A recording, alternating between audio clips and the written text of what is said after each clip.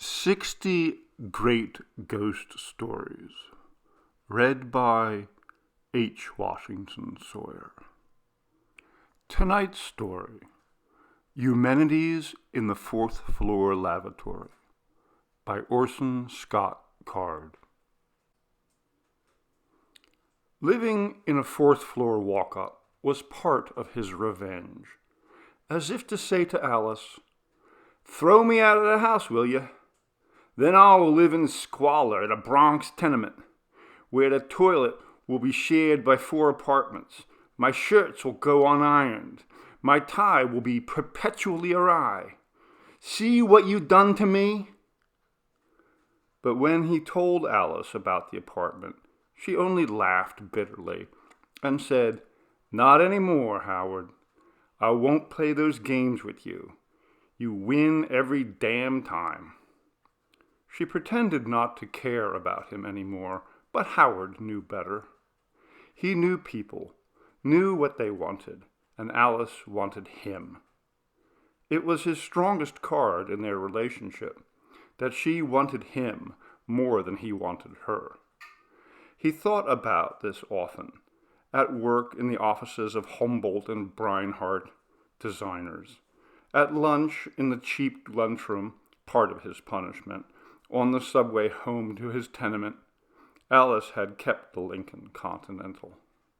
He thought and thought about how much she wanted him, but he kept remembering what she said the day she threw him out. "If you ever come near Rihanna again, I'll kill you." He could not remember why she had said that. Could not remember and did not try to remember because that line of thinking made him uncomfortable. And the one thing Howard insisted on being was comfortable with himself. Other people would spend hours and days of their lives chasing after some accommodation with themselves. But Howard was accommodated, well-adjusted, at ease. I'm okay. Hell with you." "If you let them make you feel uncomfortable," Howard would often say, "you give them a handle on you, and they can run your life." Howard could find other people's handles, but they could never find Howard's. It was not yet winter, but cold as hell at 3 a.m. when Howard got home from Stu's party. A must-attend party if you wished to get ahead at Humboldt and Breinhardt. Stu's ugly wife tried to be tempting, but Howard had played innocent and made her feel so uncomfortable that she dropped the matter. Howard paid careful attention to office gossip and knew that several earlier departures from the company had been caught, so to speak, with their pants down. Not that Howard's pants were an impenetrable barrier. He got Dolores from the front office into the bedroom and accused her of making life miserable for him. "In little ways," he insisted. "You know you don't mean to, but you've got to stop." "What ways?" Dolores asked, incredulous, yet, because she honestly wanted to make other people happy, uncomfortable. "Surely you knew how attracted I am to you." "No, that hasn't crossed my mind." Howard looked tongue-tied, embarrassed. He actually was neither. "Well, then, I was wrong. I'm sorry. I thought you were doing it deliberately." "Doing what?" Snubbing me. Never mind. It sounds adolescent. Just little things. Hell, Dolores! I had a stupid schoolboy crush." "Howard, I didn't even know I was hurting you." "God, how insensitive," Howard said, sounding even more hurt. "Oh, Howard, do I mean that much to you?" Howard made a little whimpering noise that meant everything she wanted it to mean. She looked uncomfortable. She'd do anything to get back to feeling right with herself again. She was so uncomfortable that they spent a rather nice half hour making each other feel comfortable again. No one else in the office had been able to get to Dolores, but Howard could get to anybody. He walked up the stairs to his apartment, feeling very, very satisfied. "Don't need you, Alice," he said to himself. "Don't need nobody, and nobody who I've got." He was still mumbling a little ditty to himself as he went into the communal bathroom and turned on the light. He heard a gurgling sound from the toilet stall, a hissing sound. Had someone been in there with the light off? Howard went into the toilet stall and saw nobody. Then he looked closer and saw a baby, probably about 2 months old, lying in the toilet bowl. Its nose and eyes were barely above the water. It looked terrified. Its legs and hips and stomach were down the drain. Someone had obviously hoped to kill it by drowning. It was inconceivable to Howard that anyone could be so moronic as to think it would fit down the drain. For a moment he thought of leaving it there. With the big city temptation to mind one's own business, even when to do so would be an atrocity. Saving this baby would mean inconvenience, calling the police, taking care of the child in his apartment, perhaps even headlines, certainly a night of filling out reports. Howard was tired. Howard wanted to go to bed. But he remembered Alice saying, "You aren't even human, Howard. You're a goddamn selfish monster." "I'm not a monster," he answered silently, and reached down into the toilet bowl to pull the child out. The baby was firmly jammed in. Whoever had tried to kill it had meant to catch it tight. Howard felt a surge of genuine indignation that anyone could think to solve his problems by killing an innocent child. But thinking of crimes committed on children was something Howard was determined not to do, and besides, at that moment he suddenly acquired other things to think about. As the child clutched at Howard's arm, he noticed the baby's fingers were fused together into flipper-like flaps of bone and skin at the end of the arm. Yet the flippers gripped his arms with an unusual strength as, with 2 hands deep in the toilet bowl, Howard tried to pull the baby free. At last, with a gush, the child came up, and the water finished its flushing action. The legs, too, were fused into a single limb that was hideously twisted at the end. The child was male. The genitals, larger than normal, were skewed off to one side, and Howard noticed that where the feet should be were 2 more flippers, and near the tips were red spots that looked like putrefying sewers. The child cried, a savage mewling that reminded Howard of a dog that he had seen in its death throes. Howard refused to be reminded that it had been he who killed the dog by throwing it out in the street in front of a passing car, just to watch the driver swerve. The driver hadn't swerved. Even the hideously deformed had a right to live, Howard thought. But now, holding the child in his arms, he felt a revulsion that translated into sympathy for whoever, probably the parents, had tried to kill the creature. The child shifted its grip on him, and where the flippers had been, Howard felt a sharp, stinging pain that quickly turned to agony as it was exposed to the air. Several huge, gaping sores on his arm were already running with blood and pus. It took a moment for Howard to connect the sores with the child, and by then the leg flippers were already pressed against his stomach. The arm flippers already gripped his chest. The sores on the child's flippers were not sores. They were powerful suction devices that gripped Howard's skin so tightly that it ripped away when the contact was broken. He tried to pry the child off, but no sooner was one flipper free than it found a new place to hold, even as Howard struggled to break the grip of another. What had begun as an act of charity was now becoming an intense struggle. This was not a child, Howard realized. Children could not hang on so tightly. The creature had teeth that snapped at his hands and arms whenever they came near enough. A human face, certainly, but not a human being. Howard threw himself against the wall, hoping to stun the creature so that it would drop away. It only clung tighter. The sores where it hung on to him hurt more. But at last Howard pried and scraped it off by levering it against the edge of the toilet stall.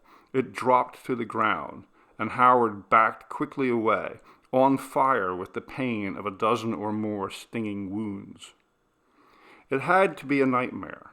In the middle of the night, in a bathroom lighted by a single bulb, with a travesty of humanity writhing on the floor, Howard could not believe that it had any reality.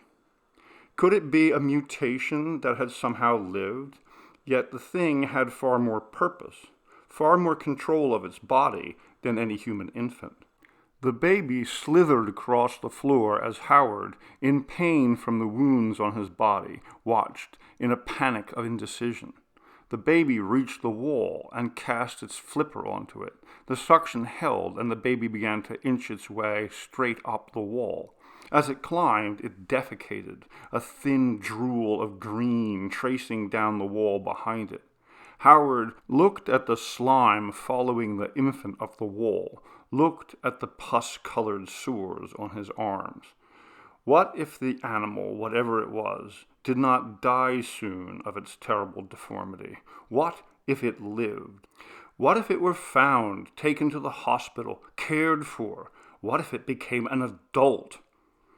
It reached the ceiling and made the turn, clinging tightly to the plaster, not falling off as it hung upside down and inched across toward the light bulb.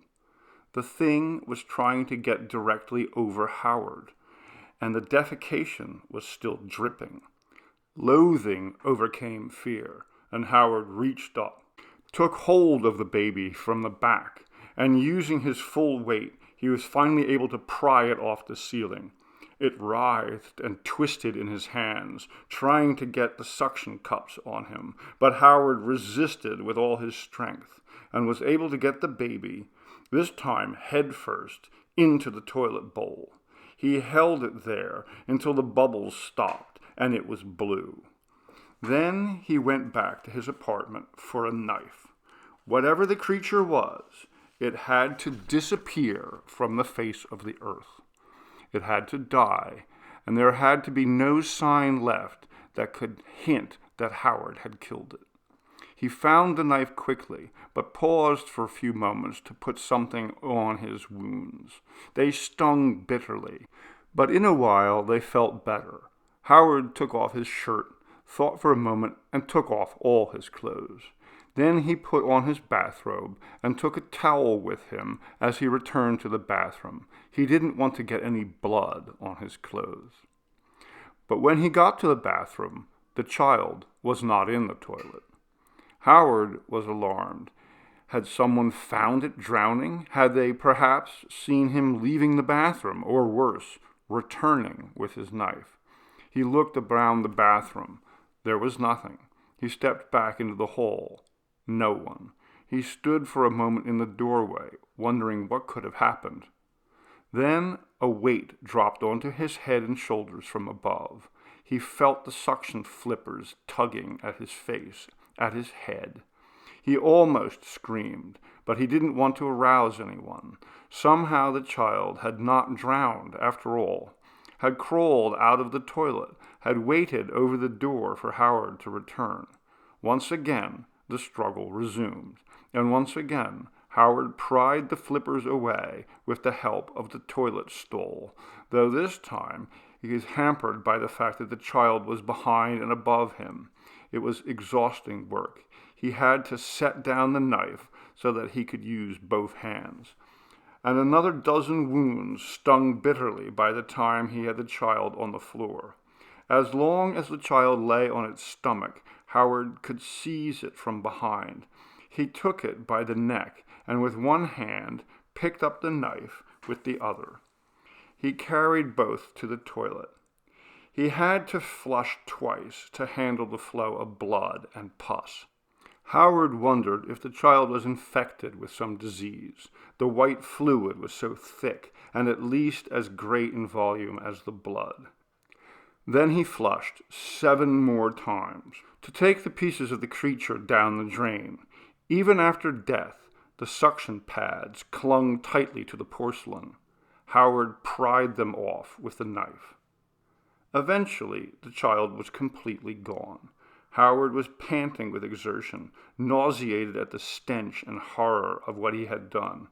He remembered the smell of his dog's guts after the car hit it, and he threw up everything that he had eaten at the party, got the party out of his system, felt cleaner, took a shower, felt cleaner still. When he was through, he made sure the bathroom showed no sign of his ordeal. Then he went to bed. It wasn't easy to sleep. He was too keyed up. He couldn't take out of his mind the thought that he had committed murder. Not murder, simply the elimination of something too foul to be alive. He tried thinking of 100 other things, projects at work, but the designs kept showing flippers, his children, but their faces turned to the intense face of the struggling monster he had killed, Alice. But Alice was harder to think of than the creature. At last he slept and dreamed, and in his dream remembered his father, who had died when he was 10. Howard did not remember any of his standard reminiscences. No long walks with his father, no basketball in the driveway, no fishing trips. Those things had happened, but tonight, because of the struggle with the monster, Howard remembered darker things that he had long been able to keep hidden from himself. "We can't afford to get you a 10-speed bike, Howie. Not until the strike is over." "I know, Dad. You can't help it," Swallow bravely. "And I don't mind. When all the guys go riding after school, I'll just stay home and get ahead on my homework." "Lots of boys don't have 10-speed bikes, Howie." Howie shrugged and turned away to hide the tears in his eyes. "Sure, a lot of them. Hey, Dad, don't worry about me. Howie can take care of himself." Such courage, such strength. He had got the 10-speed within a week. In his dream, Howie finally made a connection that he had never been able to admit to himself before. His father had a rather elaborate ham radio setup in the garage, but about that time he had become tired of it, he said, and had sold it off, and did a lot more work in the yard and looked bored as hell until the strike was over, and he went back to work and got killed in an accident in the rolling mill. Howard's dream ended madly, with him riding piggyback on his father's shoulders as the monster had ridden on him. Tonight, and in his hand was a knife, and he was stabbing his father again and again in the throat. He woke in early morning light, before his alarm rang, sobbing weakly and whimpering, "I killed him. I killed him. I killed him." Then he drifted upward, out of sleep, and saw the time, 6:30. "A dream," he said, and the dream had woken him early, too early, with a headache and sore eyes from crying. The pillow was soaked. "A hell of a lousy way to start a day," he mumbled. And, as was his habit, he got up and went to the window and opened the curtain. On the glass, suction cups clinging tightly, was the child. It was pressed close, as if by sucking very tightly it would be able to slither through the glass without breaking it. Far below were the honks and early morning traffic, the roar of passing trucks, but the child seemed oblivious to its height far above the street. With no ledge to break its fall, indeed, there seemed little chance it would fall. The eyes looked closely, piercingly, at Howard. Howard had been prepared to pretend that the night before had been another terrible, realistic nightmare. He stepped back from the glass, watched the child in fascination. It lifted a flipper, planted it higher, pulled itself up to a new position where it could stare at Howard eye to eye. And then, slowly and methodically, it began beating on the glass with its head. The The landlord was not generous with upkeep on the building. The glass was thin, and Howard knew that the child would not give up until it had broken through the glass so that it could get to Howard. He began to shake. His throat tightened. He was terribly afraid. Last night had been no dream. The fact that the child was here today was proof of that. Yet he had cut the child into small pieces. It could not possibly be alive. The glass shook and rattled with every blow the child's head struck. The glass shivered into a starburst from where the child had hit it. The creature was coming in, and Howard picked up the room's one chair and threw it at the child, threw it at the window. Glass shattered, and the sun dazzled on the fragments as they exploded outward like a glistening halo around the child and the chair. Howard ran to the window, looked out, looked down, and watched as the child landed brutally on top of a large truck. The body seemed to smear as it hit, and fragments of the chair and shreds of glass danced around the child and bounced down into the street and the sidewalk. The truck didn't stop moving. It carried the broken body and the shards of glass and the pool of blood on up the street, and Howard ran to the bed, knelt beside it, buried his face in the blanket, and tried to regain control of himself. He had been seen. The people in the street had looked up and seen him at the window. Last night he had gone to great lengths to avoid discovery, but today discovery was impossible to avoid. He was ruined, and yet he could never have let the child come into the room. Footsteps on the stairs, stamping up the corridor, pounding on the door. "Open up! Hey, in there!" "If I'm quiet long enough, they'll go away," he said to himself, knowing it was a lie. He must get up, must answer the door, but he could not bring himself to admit that he had even had to leave the safety of his bed. "Hey, you son of a bitch!" The imprecations went on, but Howard could not move until suddenly it occurred to him that the child could be under the bed, and as he thought of it, he could feel the tip of the flipper touching his thigh, stroking it and ready to fasten itself. Howard leapt to his feet and rushed to the door. He flung it wide, for even if it was the police come to arrest him, they could protect him from the monster that was haunting him. It was not a policeman at the door. It was a man on the first floor who collected rent. "You son of a bitch, irresponsible pig kisser!" The man shouted, his toupee only approximately in place. "That chair could have hit somebody. That window's expensive. Out! Get out of here, right now. I want you out of this place. I don't care how the hell drunk you are." There was this thing on the window, this creature." The man looked at him coldly. His eyes danced with anger. No, not anger, fear. Howard realized that the man was afraid of him. "This is a decent place," the man said softly. "You can take your creature and your booze and your pink stinking elephants, and that's $100 for the window, $100 right now, and you can get out of here in an hour. An hour, you hear? I'm calling the police. You hear?" "I hear," he heard. The man left when Howard counted out 5 20s. The man seemed careful to avoid touching Howard's hands, as if Howard had become, somehow, repulsive.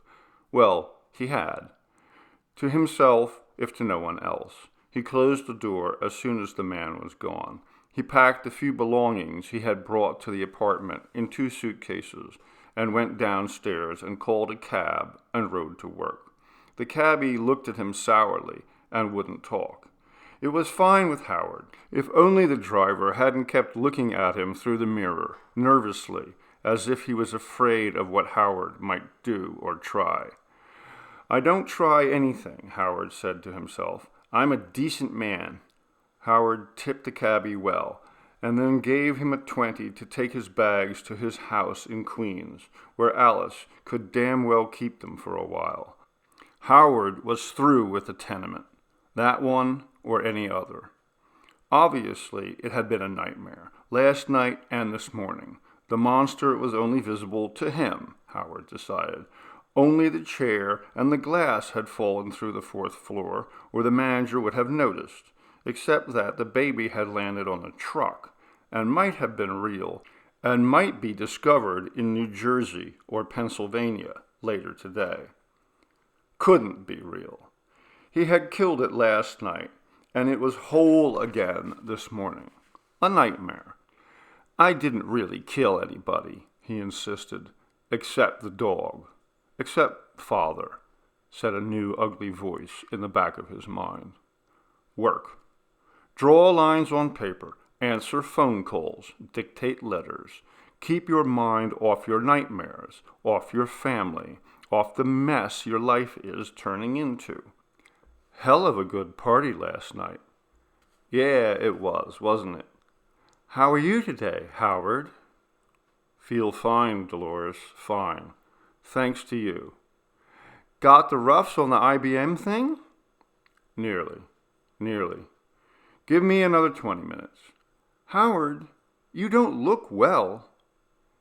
Had a rough night. The party, you know. He kept drawing on the blotter on his desk instead of going into the drawing table and producing real work. He doodled out faces. Alice's face, looking stern and terrible. The face of Stu's ugly wife. Dolores's face, looking sweet and yielding and stupid. And Rhiannon's face. But with his daughter Rhiannon, he couldn't stop with the face. His hands started to tremble when he saw what he had drawn. He ripped the sheet off the blotter, crumpled it, and reached under the desk to drop it into the wastebasket. The basket lurched, and flippers snaked out to seize his hand in an iron grip. Howard screamed, tried to pull his hand away. The child came with it, the leg flippers grabbing Howard's right leg. The suction pads stung, bringing back the memory of all the pain last night. He scraped the child off against a filing cabinet, then ran for the door, which was already opening as several of his co-workers tumbled into the office demanding, "What is it? What's wrong? Why did you scream like that?" Howard led them gingerly over to where the child should be. Nothing. Just an overturned wastebasket. Howard's chair capsized on the floor. But Howard's window was open, and he could not remember opening it. "Howard, what is it? Are you tired, Howard? What's wrong?" "I don't feel well. I don't feel well at all." Dolores put her arm around him, led him out of the room.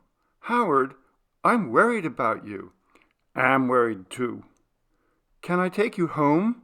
I have my car in the garage downstairs. Can I take you home?" "Where's home?" "I don't have a home, Dolores." "My home, then. I have an apartment. You need to lie down and rest. Let me take you home." Dolores's apartment was decorated in early Holly Hobby, and when she put records on the stereo, it was old Carpenter's and recent Captain and Tennille. Dolores led him to a bed, gently undressed him, and then, because he reached out to her, undressed herself and made love to him before she went back to work. She was naively eager. She whispered in his ear that he was only the second man she had ever loved, the first in 5 years. Her inept love-making was so sincere it made him want to cry. When she was gone he did cry, because she thought she had meant something to him, and she did not. "Why am I crying?" he asked himself. "Why should I care? It's not my fault that she let me get a handle on her." Sitting on the dresser in a curiously adult posture was the child, carelessly playing with itself as it watched Howard intently. "No," Howard said, pulling himself up by the head of the bed. "You don't exist," he said. "No one's ever seen you but me." The child gave no sign of understanding. It just rolled over and began to slither down the front of the dresser. Howard reached for his clothes, took them out of the bedroom. He put them on in the living room as he watched the door. Sure enough, the child crept along the carpet to the living room, but Howard was dressed by then, and he left. He walked the streets for 3 hours. He was coldly rational at first, logical. The creature does not exist. There is no reason to believe in it.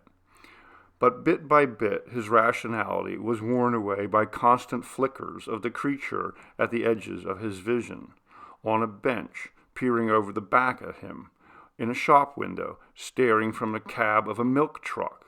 Howard walked faster and faster, not caring where he went, trying to keep some intelligent process going on in his mind, and failing utterly as he saw the child, saw it clearly, dangling from a traffic signal. What made it even worse was that occasionally a passerby, violating the unwritten law that New Yorkers are forbidden to look at each other, would gaze at him, shudder, and look away. A short European-looking woman crossed herself.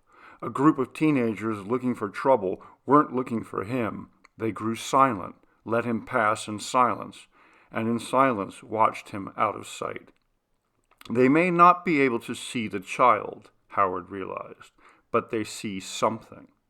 And as he grew less and less coherent in the ramblings of his mind, memories began to flash on and off, his life passing before his eyes like a drowning man is supposed to see, only, he realized it, if a drowning man saw this, he would gulp at the water, breathe it in deeply, just to end the visions.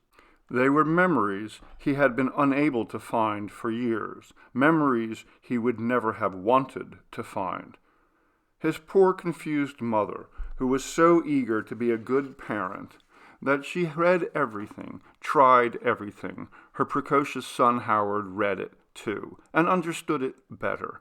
Nothing she tried ever worked, and he accused her several times of being too demanding, of not demanding enough, of not giving him enough love, of drowning him in phony affection, of trying to take over with his friends, of not liking his friends enough, until he had badgered and tortured the woman until she was timid every time she spoke to him, careful and long-winded, and she phrased everything in such a way that it wouldn't offend, and while now and then he made her feel wonderful by giving her a hug and saying, "Have I got a wonderful mom?" There were far more times when he put a patient look on his face and said, "That again, Mom? I thought we went over that years ago." "A failure as a parent, that's what you are," he reminded her again and again, though not in so many words, and she nodded and believed and died inside with every contact they had. He got everything he wanted from her. And Vaughn Robles, who was just a little bit smarter than Howard, and Howard wanted very badly to be valedictorian, so Vaughn and Howard became best friends, and Vaughn would do anything for Howard. And whenever Vaughn got a better grade than Howard, he could not help but notice how Howard was hurt, that Howard wondered if he was really worth anything at all. "Am I really worth anything at all, Vaughn? No matter how well I do, there's always somebody ahead of me. I guess it's just that before my father died, he told me, Howie, be better than your dad. Be the top. And I promised him I'd be the top, but hell, Vaughn, I'm just not cut out for it."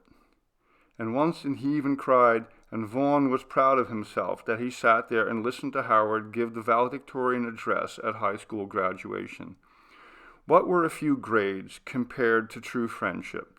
Howard got a scholarship and went away to college, and he and Vaughn almost never saw each other again. And the teacher he provoked into hitting him and losing his job, and the football player who snubbed him, and Howard quietly spread the rumor that the fellow was gay, and he was ostracized from the team and finally quit.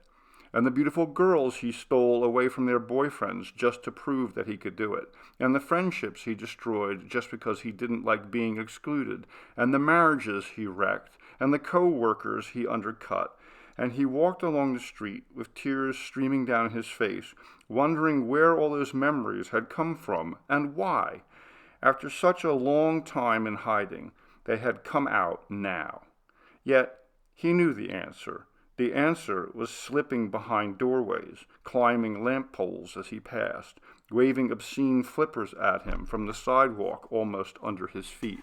And slowly, inexorably, the memories wound their way from the distant past through 100 tawdry exploitations because he could find people's weak spots without even trying, until finally memory came to the one place where he knew it could not ever go. He remembered Rhiannon. Born 14 years ago, she smiled early, walked early, almost never cried. A loving child from the start, and therefore easy prey for Howard. Oh, Alice was a bitch in her own right. Howard wasn't the only bad parent in the family. But it was Howard who manipulated Rhiannon most. "Daddy's feelings are hurt, sweetheart." And Rhiannon's eyes would grow wide, and she'd be sorry, and whatever Daddy wanted, Rhiannon would do. But this was normal. This was part of the pattern. This would have fit easily into all his life before, except for last month. And even now, after a day of grief at his own life, Howard could not face it. Could not, but did. He unwillingly remembered walking by Rhiannon's almost closed door, seeing just a flash of cloth moving quickly. He opened the door on impulse, just on impulse, as Rhiannon took off her brassiere and looked at herself in the mirror. Howard had never thought of his daughter with desire, not until that moment. But once the desire formed, Howard had no strategy, no pattern in his mind to stop him from trying to get what he wanted. He was uncomfortable, and so he stepped into the room and closed the door behind him, and Rhiannon knew no way to say no to her father.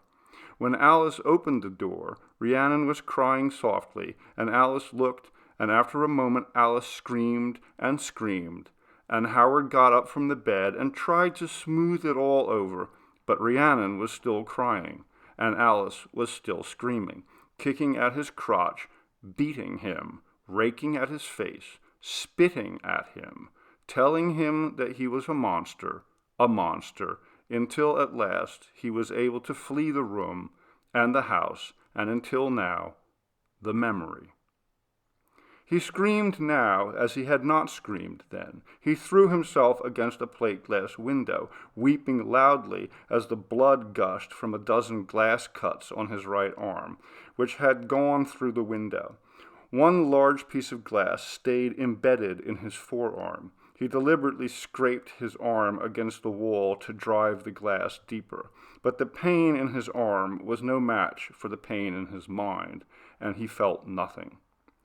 They rushed him to the hospital, thinking to save his life, but the doctor was surprised to discover that for all the blood, there was only superficial wounds, not dangerous at all. "I don't know why you didn't reach a vein or an artery," the doctor said. "I think the glass went everywhere it could possibly go, without causing any important damage." After the medical doctor, of course, there was the psychiatrist, but there were many suicides in the hospital, and Howard was not the dangerous kind. "I was insane for a moment, doctor. That's all. I don't want to die. I didn't want to die then. I'm all right now. You can send me home." And the psychiatrist let him go home. They bandaged his arm. They did not know that his real relief was that nowhere in the hospital did he see the small, naked, child-shaped creature. He had purged himself. He was free. Howard was taken home in an ambulance. They wheeled him into the house, and they lifted him from the stretcher to the bed. Through it all, Alice hardly said a word except to direct them to the bedroom. Howard lay still on the bed as she stood over him, the two of them alone for the first time since he left the house a month ago. "It was kind of you," Howard said softly, "to let me come back. They said there wasn't room to keep you, but you needed to be watched and taken care of for a few weeks. So, lucky me, I get to watch you." Her voice was a low monotone, but the acid dripped from every word. It stung. "You were right, Alice," Howard said. "Right about what? That marrying you was the worst mistake of my life? No, Howard. Meeting you was my worst mistake." Howard began to cry, real tears that welled up from places in him that had once been deep but were now rested painfully close to the surface. "I've been a monster, Alice. I haven't had any control over myself.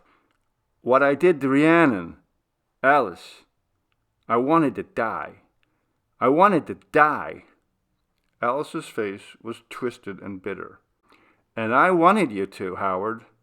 I have never been so disappointed as when the doctor called and said you'd be all right. You'll never be all right, Howard. You'll always be—" "Let him be, Mother." Rhiannon stood in the doorway. "Don't come in, Rhiannon," Alice said. Rhiannon came in. "Daddy, it's all right." "What she means," Alice said, "is that we've checked her and she isn't pregnant. No little monster is going to be born." Rhiannon didn't look at her mother, just gazed with wide eyes at her father. "You didn't need to hurt yourself, Daddy. I forgive you. People lose control sometimes, and it was as much my fault as yours. It really was. You don't need to feel bad, Father." It was too much for Howard. He cried out, shouted his confession, how he had manipulated her all his life, how he was an utterly selfish and rotten parent. And when it was all over, Rhiannon came to her father and laid her hand on his chest and said softly, "Father, it's all right. We are who we are. We've done what we've done, and it's all right now. I forgive you." When Rhiannon left, Alice said, "You don't deserve her." "I know. I was going to sleep on the couch, but that would be stupid, wouldn't it, Howard? I deserve to be left alone, like a leper." "You misunderstand, Howard. I need to stay here to make sure you don't do anything else, to yourself or to anyone." Yes, please. I can't be trusted." "Don't wallow in it, Howard. Don't enjoy it. Don't make yourself even more disgusting than you were before." "All right." They were drifting off to sleep when Alice said, "Oh, when the doctor called, he wondered if I knew what had caused those sores all over your arms and chest." But Howard was asleep and didn't hear her. Asleep with no dreams at all. The sleep of peace. The sleep of having been forgiven. Of being clean. It hadn't taken that much after all. Now that was over, it was easy. He felt as if a great weight had been taken from him. He felt as if something heavy was lying on his legs. He awoke, sweating even though the room was not hot. He heard breathing, and it was not Alice's low-pitched, slow breath. It was a quick, high, and hard, as if the breather had been exerting himself. Itself. Themselves. One of them lay across his legs, the flippers plucking at the blanket. The other two lay on either side, their eyes wide and intent, creeping slowly toward where his face emerged from the sheets. Howard was puzzled. "I thought you'd be gone," he said to the children. "You're supposed to be gone now." Alice stirred at the sound of his voice, mumbling in her sleep. He saw more of them stirring in the gloomy corners of the room, another writhing slowly along the top of the dresser, another inching up the wall toward the ceiling. "I don't need you any more," he said, his voice oddly high-pitched. Alice started breathing irregularly, mumbling, What? And Howard said nothing more, just lay there in the sheets, watching the creatures carefully, but not daring to make a sound for fear that Alice would wake up. He was terribly afraid that she would wake up and not see the creatures, which would prove, once and for all, that he had lost his mind. He was even more afraid, however, that when she woke up, she would see them. That was the one unbearable thought, and yet he thought it continuously as they relentlessly approached, with nothing at all in their eyes, not even hate, not even anger, not even contempt.